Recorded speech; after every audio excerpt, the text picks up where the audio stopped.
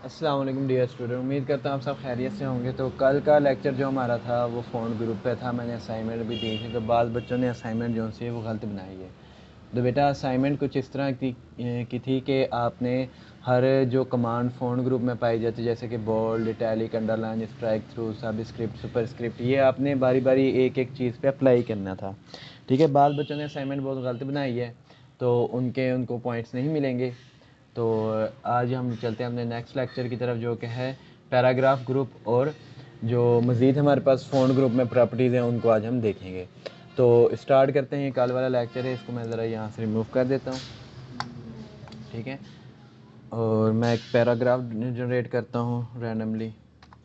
तो ये मेरे पास पैराग्राफ जनरेट हो गया। तो इसके मैं ज़रा फ़ॉन्ट साइज़ कम करता हूँ।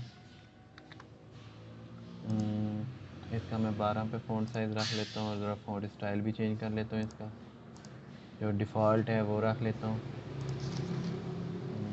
ये ठीक है, ये हमारे पास एक पैराग्राफ है। तो अब जो है मैं चाहता हूँ कि जो सा हर पैराग्राफ है एक उसके साथ पॉइंट डॉट से शुरू हो, जिसे हम कहते हैं पॉइंट वगैरह जब हम बनाते हैं वो पॉइंट वगैरह बन जाए।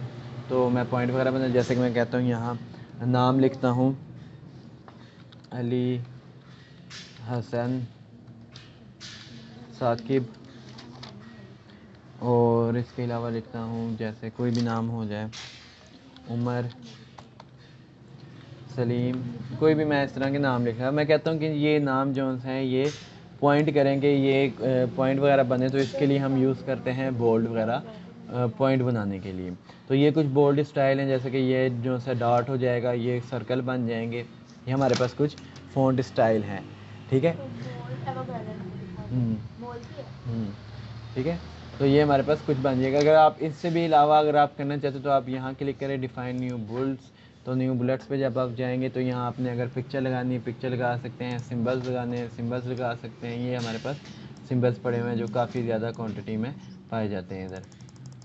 ठीक है, आप कोई भी यहाँ से सिंबल लगा सकते हैं, जैसे कि मैं सिग्मा का लगा देता हूँ या कॉपीराइट का लगा देता हूँ। तो ये आप इस तरह लगा सकते हैं कोई भी सिंबल।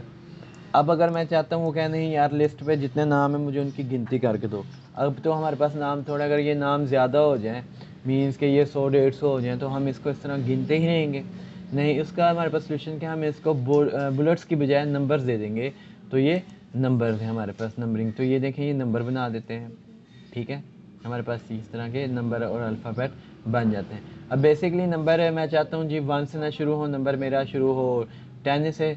तो इसको मैं इस तरह चेंज करूँगा, ये 1 से शुरू हो रहा है, मैं चाहता हूँ नहीं ये 10 से शुरू हो। तो यहाँ से मैं कहूँगा define new number format set number value. तो सेट नंबर वैल्यू पे आप क्लिक करेंगे।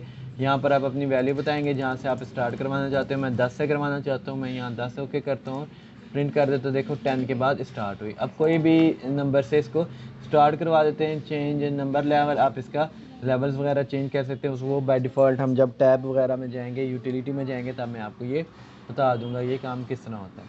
ठीक है, अगर आप किसी चीज़ को मज़ीद डिफ़ाइन करना, जैसे कि अली एक क्या नाम है फैमिली, इसके आगे कितने मेंबर्स हैं, ये एक ऑर्गेनाइजेशन है, ये इसके आगे कितने मेंबर्स हैं, तो आप उनको भी लिख सकते हैं। जैसे कि काशिफ है, ठीक है, और हमारे पास अमना है, ठीक है, और मलाइका है। ठीक है, ये हमारे पास कुछ नाम है। ठीक है, तो ये नाम है हमारे पास। तो अब मैं चाहता हूँ कि ये जो सा डिफाइन करें कि ये इसकी सब कैटेगरी हैं, ये इसके हेड है और ये इसकी सब कैटेगरी हैं। तो मैं इसकी सब कैटेगरी इसको बनाऊँगा। तो ये देखें, ये हमारे पास सब कैटेगरी के लिए इस्तेमाल होते हैं। ठीक है, ये देखें, ये इसकी सब कैटेगरी बन गई हुई है। तो बेसिकली इसको हम इतना यूज़ नहीं करते, तो हम इसको ज़्यादा यूज़ करने के लिए हम टैब को यूज़ करते हैं। टैब क्या है वो अगले लेक्चर में हम उसको फर्दर डिस्कस करेंगे। ठीक है, तो आज का जो बेसिक टॉपिक है वो है हमारा अलाइनमेंट पे।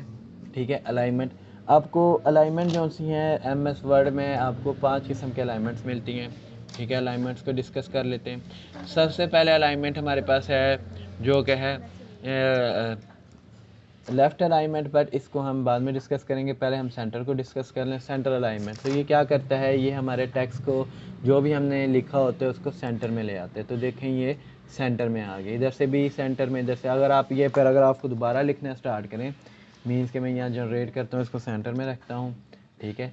तो यहाँ से मैं लिखना शुरू करता हूँ, Pakistan is my country and I love Pakistan, ठीक है। तो ये मैंने लिखा, तो देखें ये सेंटर से लिखना शुरू हो रहा है, तो ये अलाइनमेंट सेंटर से। अगर आप राइट से लिखना चाहते हैं तो आप राइट पे जाके क्लिक कर दें, तो राइट अलाइनमेंट हमारी शुरू होगी। आप कुछ भी लिखोगे वो राइट से स्टार्ट होगा, ठीक है। I love Pakistan, I am a boy, ठीक है। ये आप कुछ भी यहाँ से लिखना शुरू करें तो ये राइट साइड पे होगा, ठीक है। ये हमारे पास, अगर आप लेफ़्ट की तरफ जाना चाहते हो तो ये लेफ़्ट बाय डिफ़ॉल्ट ये हमें लेफ़्ट में ही देगा, ठीक है।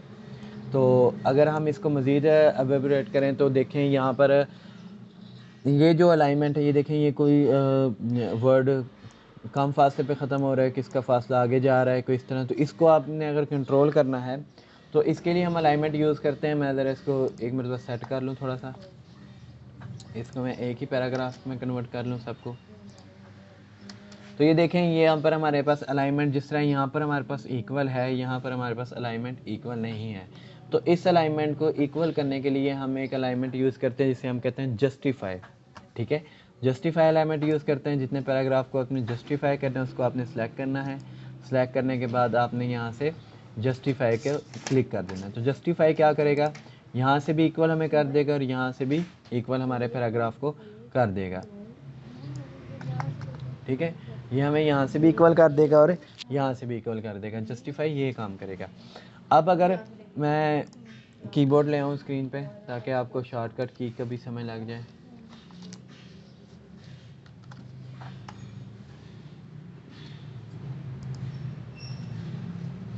तो ये मेरे पास कीबोर्ड आ गया हुआ है।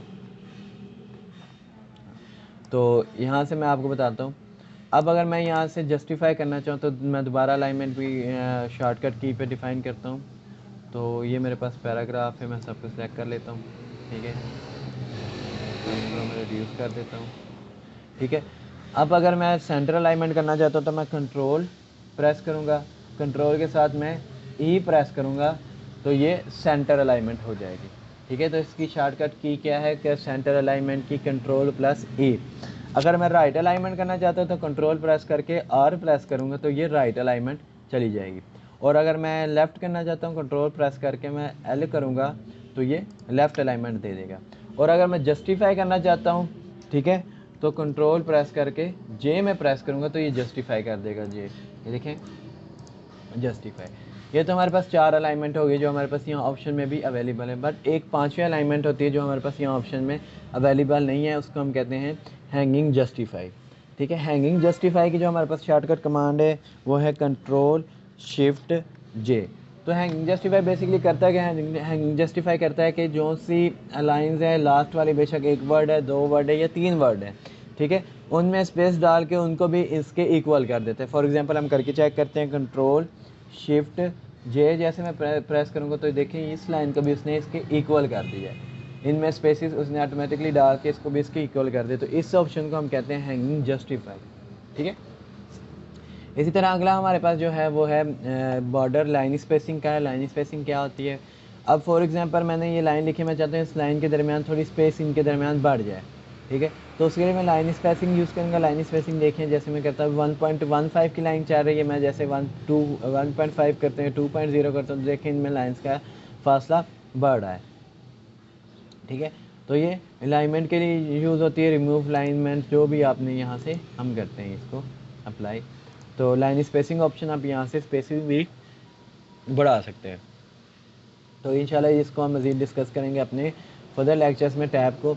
बट आपने लाइन स्पेसिंग को जस्ट इतना इन पॉइंट्स में ही रखना है, इन पॉइंट से आपने बढ़ना, ये कम होना नहीं है, ठीक है। इसी तरह आगे जाते ही हमारे पास कुछ इंडेंट हैं, ठीक है, डिक्रीजिंग इंडेंट और इंक्रीजिंग इंडेंट। ये क्या काम करता है जी, ये हमारे पास पैराग्राफ को आगे की तरफ शिफ्ट करते हैं। ये देखें ये पैराग्राफ को आगे की तरफ शिफ्ट कर रहा है, ठीक है। यहाँ पर आप अपनी कोई पिक्चर लगा सकते हैं या कोई भी आप एक आर्टिकल लिख सकते हैं इसकी मदद से, ठीक है। और डिक्रीजिंग जस्टिफाई हमारे पास क्या है, ये हमारे पास उसको डिक्रीज़ करेगा, ठीक है। अब क्योंकि मज़ीद इसकी डिक्रीज़ हो नहीं सकते, इसलिए इसको हम मज़ीद अमल नहीं करेंगे। तो इसके बाद हमारे पास आगे हमारे पास जो वो भी सेम इस तरह हाईलाइट जैसा ही काम करता है ये, बट शेडिंग होती है, इससे हम पैराग्राफ को शेड कर सकते हैं कि हम एक पैराग्राफ को किस तरह शेड करेंगे। ये सेम हाईलाइटर जैसा काम करता है, बट हाईलाइट से इसमें और हाईलाइट में डिफरेंट क्या है, अगर मैं सारे टेक्स्ट को हाईलाइट करना चाहता हूँ तो ये लाइंस को करेगा, इनके दरमियान कुछ स्पेसिंग भी वो शो करेगा। ये देखें, ये कुछ इनके दरमियान स्पेसिंग भी शो कर रहा है, बट शेडिंग क्या करेगा, सबको हमारे पास शेड कर देगा, स्पेस नहीं शो करेगा, ये सबको एकदम ही शेड करेगा। फॉर एग्जांपल जैसे मैं देखता हूँ इसको, शेडिंग को मैं सिलेक्ट करता हूँ तो ये देखें, ये इसमें स्पेसिंग नहीं उसने हमें दी, उसने सारे को एकदम ही सिलेक्ट कर दिया है, ठीक है। ये मैंने कुछ ये कर दिया, देखें इसने खुद ब खुद ही सबको शेड कर दिया है। शेडिंग के लिए ये हम इस यूज़ करते हैं, ठीक है। तो जब हम इसके अलावा अगर हमने इसके बॉर्डर्स लगाना है तो ये बॉर्डर्स यूज़ होते हैं, ठीक है। ये बॉटम बॉर्डर, ठीक है। ये बॉर्डर क्या है, मैं इसको ज़रा शेडिंग ख़त्म कर दूँ, फिर आपको वाज़ेह तौर पे नज़र आ जाएगा बॉर्डर क्या होता है। अब देखें, जैसे कि मैंने ये इस लाइन के दरमियान बॉर्डर लगाना है, इस लाइन के नीचे एक लाइन लग जाए बॉर्डर, तो मैं बॉटम बॉर्डर यूज़ करूँगा। ये देखें, तो इसने बॉर्डर लगा दिया है। अब मैं बॉटम लगाऊँ, टॉप लगाऊँ, जो सा मैं लगाना चाहता हूँ मैं बॉर्डर लगाऊँगा, ठीक है। अब जैसे कि मैं बॉटम लगाना चाहता हूँ, ये फुल बॉर्डर लगा रहा है मेरे पास,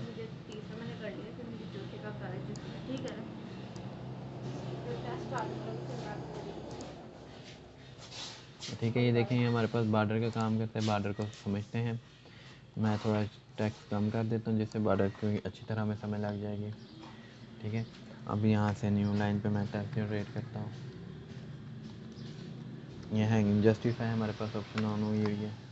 तो ये देखें, अब मैं इसके साथ आपको बॉर्डर की तरफ लेके चलता हूँ। तो मैं चाहता हूँ इसके बॉटम पे बॉर्डर लग जाए मेरे पास, तो मैं जैसे बॉटम पे क्लिक करूँगा तो ये देखो बॉटम पे बॉर्डर लग गया। अगर मैं टॉप पे लगाना चाहूँ टॉप पे लग जाएगा, बॉटम को मैं ऑफ करता हूँ, ठीक है।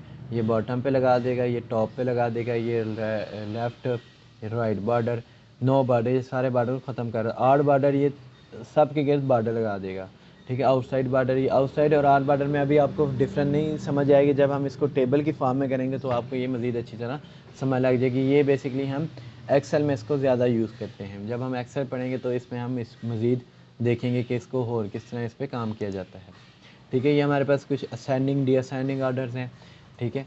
अब फॉर एग्जांपल मैं यहाँ कुछ टेक्स्ट जनरेट करता हूँ, ABC लिख लेता हूँ,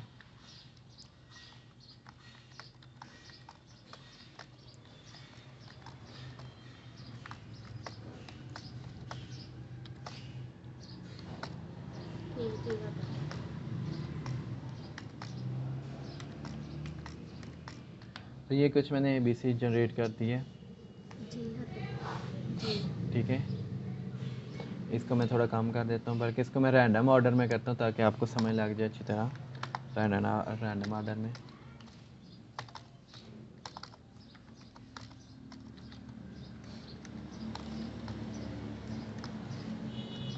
तो ये कुछ मैंने रैंडम ऑर्डर में ABC को लिख दिया है। अब इसका समझते हैं सॉर्ट क्या है, तो इसको मैं सॉर्ट करता हूँ। देखें, मैं जैसे सॉर्ट पे क्लिक करूँगा तो वो पूछेगा पैराग्राफ टेक्स्ट, ठीक है। असेंडिंग ऑर्डर में, मैंने कहा असेंडिंग में कर दो, तो वो असेंडिंग ऑर्डर में उसको कर देगा। मैं कहता हूँ जी इसको डिसेंडिंग ऑर्डर में करो, तो डिसेंडिंग में करके मैं इसको डिसेंडिंग ऑर्डर में कर दूँगा। मीन्स के पहले A to Z लिखेगा असेंडिंग ऑर्डर में, डिसेंडिंग ऑर्डर में लिखेगा Z to A, ठीक है। ये हमारे पास उल्टा वर्क करता है, ठीक है। इसके साथ हम आगे चलते हैं। आगे हमारे पास है ये कुछ स्टाइल्स हैं, ठीक है। स्टाइल्स क्या हैं, ये कुछ हमारे पास बने बनाए स्टाइल्स हैं, ये आप यूज़ कर सकते हो। जैसे कि अगर हमने हेड बनाना हो तो हेडिंग 1, हेडिंग 2। अब जैसे मैंने हेडिंग बनानी है, ठीक है, हेडिंग मैं यहाँ बनाता हूँ पाकिस्तान डिजिटल वर्ल्ड, यहाँ मैं हेडिंग बनाता हूँ इसको, ठीक है। तो हेडिंग के लिए मैं क्या करूँगा जी, यहाँ आऊँगा और ये हेडिंग 1, तो ये इसको हेडिंग बना देगा, हेडिंग 2 टाइटल, ठीक है। ये कुछ बने बनाए हमारे पास स्टाइल पड़े होते हैं जो MS वर्ड ने डिफ़ॉल्ट हमें दिए होते हैं, हम इनको भी यूज़ कर लेते हैं बाज़ का। तो इसके बाद हमारे पास जो अगला है वो है जो फ़ॉन्ट ग्रुप के अंदर मज़ीद हमारे पास टूल्स पड़े हैं उनको डिस्कस करें। तो मज़ीद टूल्स को हम डिस्कस करते हैं। तो ये तो हमारे पास फ़ॉन्ट है जो यहाँ भी पड़ा है, फ़ॉन्ट स्टाइल है, ठीक है, टैलिक है, बोल्ड टैलिक है, ये आपको पता है, फ़ॉन्ट साइज़ है, फ़ॉन्ट कलर है, अंडरलाइन स्टाइल है हमारे पास यहाँ। अब जो है ये स्ट्राइक थ्रू का तो हमने पता कर दिया था कि स्ट्राइक थ्रू क्या होता है। डबल स्ट्राइक थ्रू क्या करता है जी, ये स्ट्राइक थ्रू सिंगल लाइन लगाता है, ये हमारे पास डबल लाइन लगाता है, ठीक है। तो इसकी जो शॉर्टकट कमांड है वो कंट्रोल+D है। तो जैसे कंट्रोल+D प्रेस करता हूँ तो ये ओपन हो जाता है। Double strike through, superscript, subscript हमने पढ़ लिया होता, शैडो, आउटलाइन, एम्बॉस, ठीक है, ये हमारे पास कुछ है। एम्बॉस क्या करता है, किसी भी चीज़ को शो करता है, जैसे वो चीज़ उभरी हुई है हमारे पास। तो पहले मैं इसको अप्लाई कर देता हूँ इस पर, ठीक है। तो ये मेरे पास सिंपल हो गया। अब मैं कंट्रोल+D दोबारा प्रेस करता हूँ तो ये मेरे पास ओपन हो जाएगा। तो एम्बॉस आउटलाइन शैडो यूज़ करता हूँ जी, इसके पीछे शैडो बना देगा, आउटलाइन कर देगा इसको, ठीक है। एम्बॉस इसको ज़रा उभरा हुआ शो करेगा। तो देखें एम्बॉस में और इसमें क्या फ़र्क है। एम्बॉस में से करता हूँ तो देखें जैसे लग रहा है ये वर्ड हमारे पास उभरा हुआ है, बाहर की तरफ पेज से बाहर निकल रहा है। तो इसको मैं फ़ॉन्ट साइज़ अगर बड़ा करके दिखाऊँ तो शायद ईज़िली आपको नज़र आ जाए। तो मैं ये रखता हूँ यहाँ। तो ये देखें इस तरह लग रहा है जैसे ये पेज से बाहर की तरफ 3D फॉर्म इसको वो दे रहा है, ठीक है। एम्बॉस के अलावा ये एक है, ठीक है, इसको चेक कर लेते हैं। ये भी सेम उसी तरह वर्क करता है। और इसके बाद हमारे पास स्मॉल कैप्स क्या करता है जी, सबको लिखता तो कैपिटल है, बट जो स्मॉल लेटर है उनको कैपिटल लिखते, जो पहला कैपिटल वर्ड होता है उसको ज़रा बड़ा करके लिख देता है। तो जैसे देखें ये डी हमारे पास कैपिटल था, इसको बड़ा करके लिख दिया, बाकी भी कैपिटल लिखें पर उसकी निस्बत इसका साइज़ छोटा है, जिससे हमें पता चल रहा है। तो स्मॉल कैप्स इसके लिए यूज़ होता है, ठीक है। और ऑल कैप्स हमारे पास सबको इक्वल रख देता है, ठीक है। और हिडन ये इसको टेक्स्ट को हाइड कर देता है, ठीक है। हमारे पास यहाँ तो शो होता है बट प्रिंटिंग में शो नहीं होता। तो ये हमारे पास कुछ टूल्स हैं जो हमारे पास यहाँ पैराग्राफ ग्रुप में भी पड़े हुए हैं। तो बाद स्टूडेंट्स ने जो असाइनमेंट है वो ठीक नहीं बनाई। तो असाइनमेंट इस तरह बनानी थी कि आपने फ़ॉन्ट ग्रुप का जो हर एक हमारे पास फ़ीचर है, हर एक टूल है, उसको एक एक करके हर टेक्स्ट पे अप्लाई करना था। तो बाद बच्चों ने तो असाइनमेंट बिल्कुल ही गलत बनाई है। तो फर्स्ट असाइनमेंट थी, सेकंड असाइनमेंट आज आपको मैं दूंगा MS वर्ड की फॉर्म में जो आपने बनानी होगी। तो उम्मीद करता हूँ लेक्चर आपको समझ लग गया होगा। अगर कोई भी लेक्चर समझ ना लगे और कुछ भी पता ना चले तो आपके पास मेरा व्हाट्सएप नंबर है, ग्रुप में आप चैट कर सकते हैं, पर्सनली आप चैट कर सकते हैं, ठीक है। तब तक के लिए अपना ख्याल रखिएगा। अल्लाह हाफिज़।